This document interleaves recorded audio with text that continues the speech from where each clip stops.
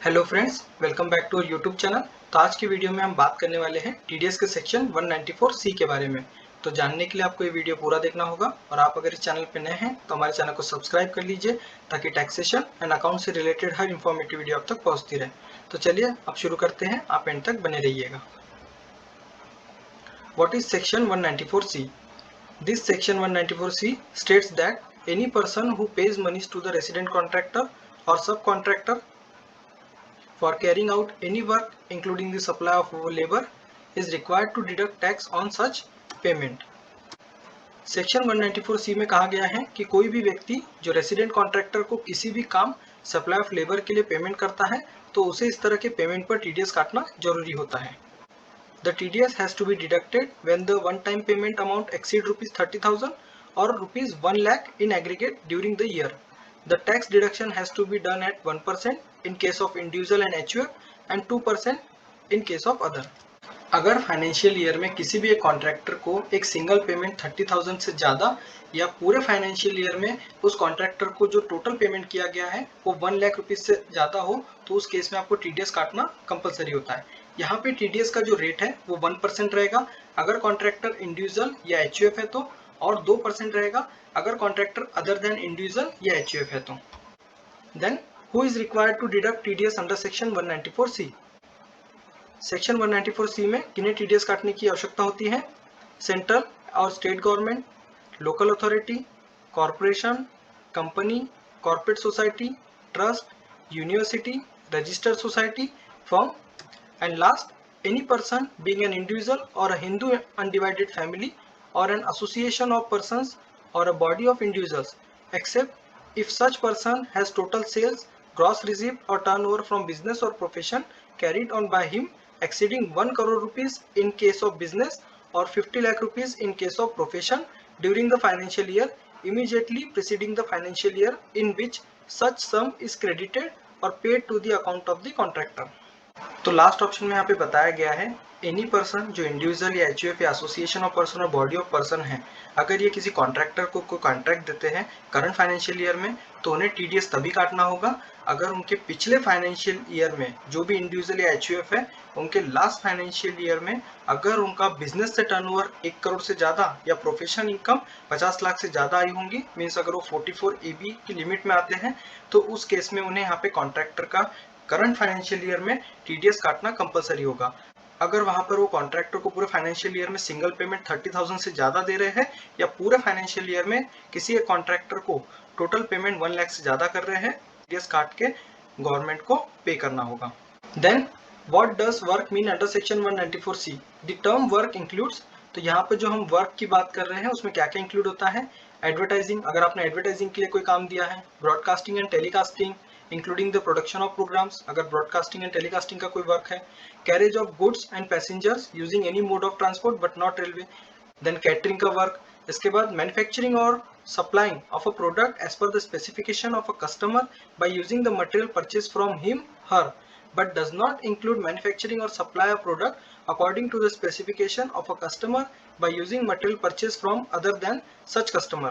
तो last point में यहाँ पे बताया गया है कि अगर आपने मैन्युफैक्चरिंग और सप्लाई के लिए कोई वर्क दिया है कुछ आपकी स्पेसिफिकेशन के अकॉर्डिंग और जो मटेरियल है वो भी कस्टमर ने ही दिया है मैन्युफैक्चरिंग और सप्लाई के लिए, तो उस वर्क को यहाँ पे कंसीडर किया जाएगा। बट अगर मैन्युफैक्चरिंग और सप्लाई किया जा रहा है स्पेसिफिकेशन के अकॉर्डिंग बाय कस्टमर, बट उसमें जो मटेरियल यूज हो रहा है वो कस्टमर से न लेते हुए किसी और से लिया है, तो वो यहाँ पर as a under section 194C के अंदर जो वर्क है वो कंसीडर नहीं किया जाएगा।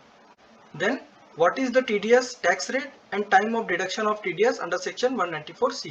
The rate of tax deduction under section 194C is 1% when payment is given to individual HUF. तो यहाँ पर टैक्स का जो रेट है वो हमने डिस्कस किया है।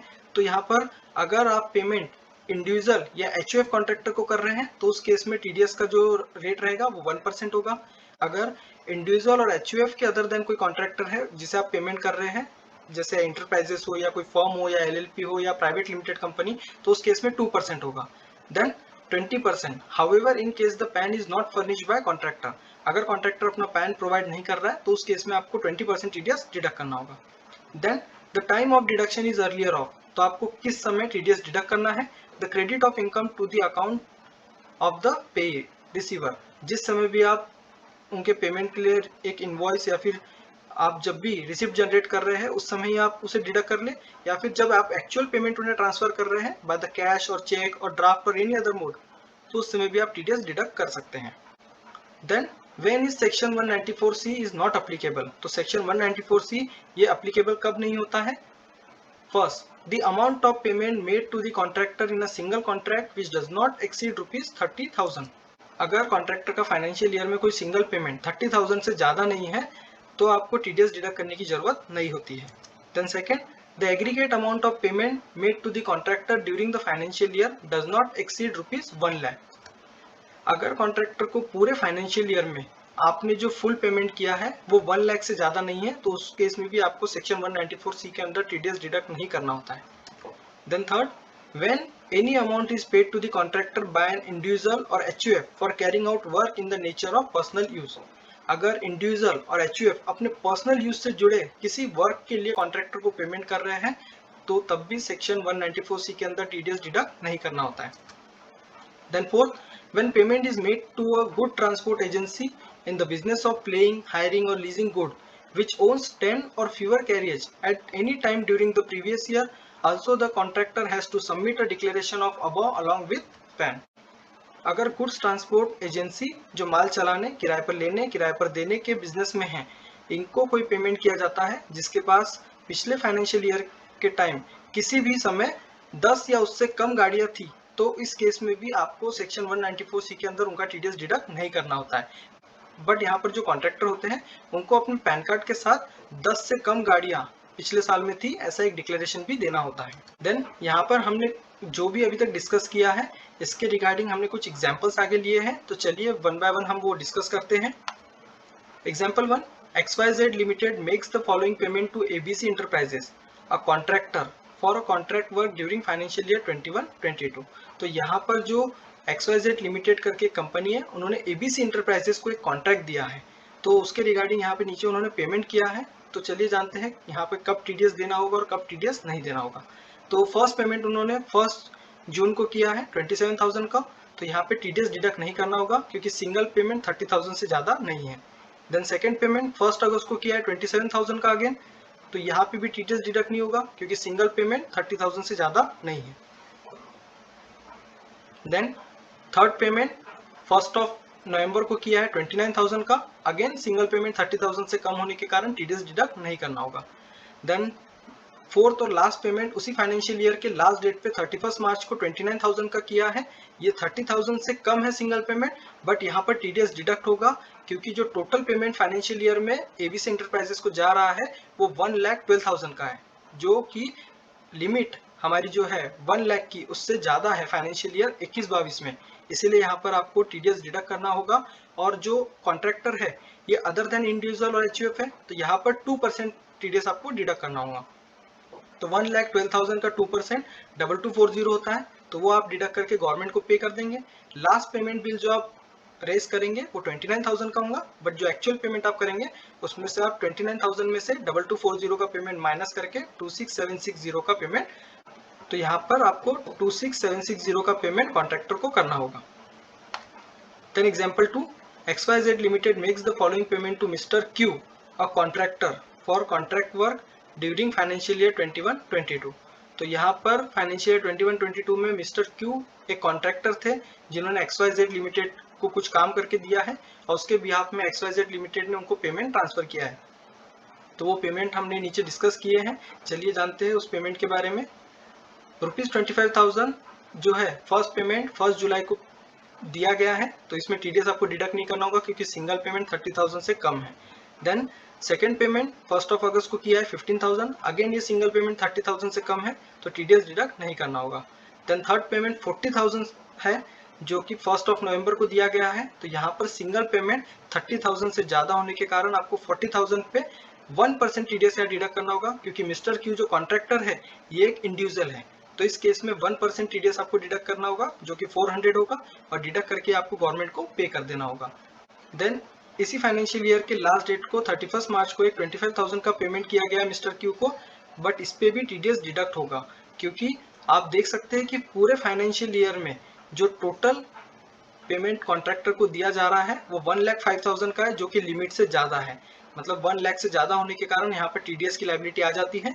तो यहाँ पर आप अब जो रिमेनिंग 3 पेमेंट है, क्योंकि ऑलरेडी 40,000 पे आप टीडीएस डिडक्ट करके गवर्नमेंट को पे कर चुके हैं, तो फर्स्ट, सेकंड और फोर्थ नंबर का जो पेमेंट है इसका टोटल 65,000 होता है।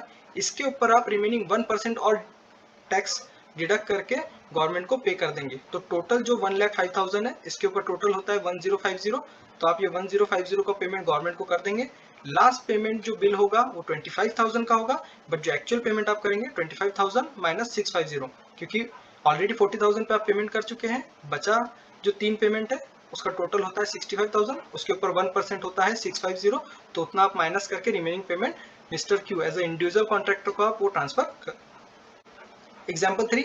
An individual or HUF shall be required to deduct tax at source only if the turnover of business exceeding 1 crore and 50 lakh rupees in case of profession. That is the limit under section 44AB during the financial year immediately preceding the financial year. तो यहाँ पर बताया गया है कि अगर आप individual या HUF है और आप किसी कॉन्ट्रैक्टर को कोई वर्क देते हैं और आप किसी कॉन्ट्रैक्टर को पेमेंट कर रहे हैं, तो आपको उस केस में टीडीएस तभी डिडक्ट करना है जब लास्ट फाइनेंशियल ईयर में आप सेक्शन 44AB के अंदर थे। तो यहाँ पर नीचे हमने एक एग्जांपल लिया है कि मिस्टर एक्स एक इंडिविजुअल है जिन्होंने एबीसी इंटरप्राइजेस को कोई कॉन्ट्रैक्ट वर्क दिया था, तो यहाँ पर उन्हें टीडीएस डिडक्ट करना होगा या नहीं। तो पहले तो हम यहाँ देखेंगे कि लास्ट फाइनेंशियल ईयर में उनका जो टर्नओवर था क्या वो सेक्शन 44AB के लिमिट में है। तो जैसे नीचे हमने लिखा है, turnover in previous financial year 2021 rupees 97,50,000, no TDS deduct in financial year 21-22 for contract work. तो यहाँ पर लास्ट फाइनेंशियल ईयर में मिस्टर एक्स का जो टर्नओवर था वो 1 CR से ज़्यादा नहीं था, तो वो सेक्शन 44AB के अंदर नहीं थे, जिस वजह से इस साल अगर वो कॉन्ट्रैक्टर को कोई पेमेंट कर रहे हैं तो उन्हें टीडीएस डिडक्ट करने की जरूरत नहीं है। देन एग्जाम्पल 4 जो है ये एग्जाम्पल 3 के समान ही है, बट यहाँ पर कुछ चेंजेस है, तो चलिए वो डिस्कस करते हैं। लास्ट स्लाइड में हमने डिस्कस किया था कि अगर कोई इंडिविजुअल और HUF किसी भी कॉन्ट्रैक्टर को पेमेंट कर रहे हैं तो उन्हें टीडीएस तभी डिडक्ट करना होगा जब उस इंडिविजुअल या HUF का पिछले फाइनेंशियल ईयर में बिजनेस से टर्नओवर 1 करोड़ या फिर प्रोफेशन के केस में 50 लाख से ज़्यादा, मीन्स कि अगर वो सेक्शन 44AB की लिमिट में आते हैं तो ही उन्हें टीडीएस डिडक्ट करना होगा। तो यहाँ पर जो मिस्टर एक्स है इनका टर्नओवर प्रीवियस फाइनेंशियल ईयर 2021 में रुपीज 1,25,50,000 का हुआ है, मीन्स इनका जो टर्नओवर है वो 1 करोड़ से ज़्यादा होने के कारण यहाँ पर टीडीएस की लायबिलिटी आ जाती है। तो यहाँ पर जो मिस्टर क्यू है वो एक कॉन्ट्रैक्टर है बट ये इंडिविजुअल है, तो इस केस में मिस्टर एक्स को इंडिविजुअल का जो टीडीएस रेट होता है वो 1% होने के कारण टोटल जो अमाउंट होगा उस पर 1% डिडक्ट करके गवर्नमेंट को 1% पे करना होगा और remaining payment mister Q as a contractor उनको ट्रांसफर करना होगा। Then example 5, no individual or HUF shall deduct tax at source if the amount is paid to contractor for carrying out work in the nature of personal use। अगर यहाँ पर individual कोई भी personal use के लिए contractor को कोई work दे रहा है तो उस केस में टीडीएस डिडक्ट करने की जरूरत नहीं होती है। तो जितना भी टोटल पेमेंट होगा वो आप कॉन्ट्रैक्टर को ट्रांसफर कर सकते हैं बिना किसी टीडीएस डिडक्शन के। तो आई होप आपको ये वीडियो अच्छी लगी होगी एंड ये वीडियो आपके लिए काफ़ी हेल्पफुल होगी। Thank you.